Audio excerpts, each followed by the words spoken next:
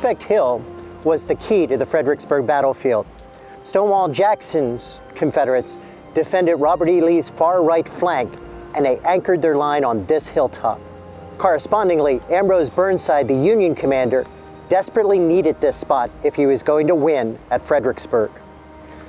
If the Union Army could successfully capture this spot, then they would be able to put Union forces between Richmond and Richmond's defenders to the north.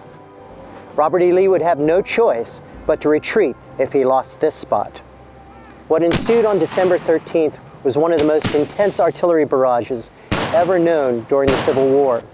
Over 100 Union and Confederate guns dueled over this piece of ground and tore the woods and hills apart.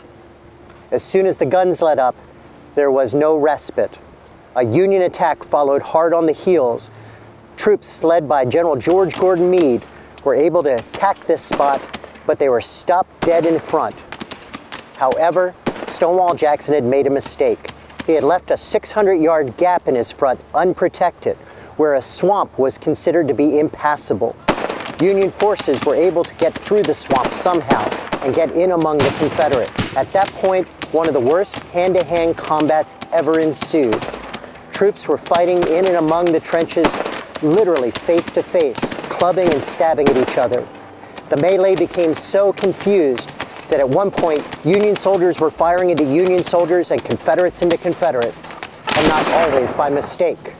When one Confederate unit attempted to leave the field, another Confederate unit beside them was so incensed, they fired right into them. In the midst of all this confusion, the Union Army had overextended themselves. They needed reinforcements, but none were to be had. 57,000 unemployed Union soldiers were within a mile of this spot and could see the fight, but none of their generals reacted. On the other side, Stonewall Jackson's Confederates were quick to fill the void. They were able to contain the breakthrough and drive the Union forces out with tremendous losses. When everything was said and done, the Union Army had lost 5,000 men on the southern end of the battlefield at Fredericksburg, and the Confederates had lost 4,000 trying to force them out.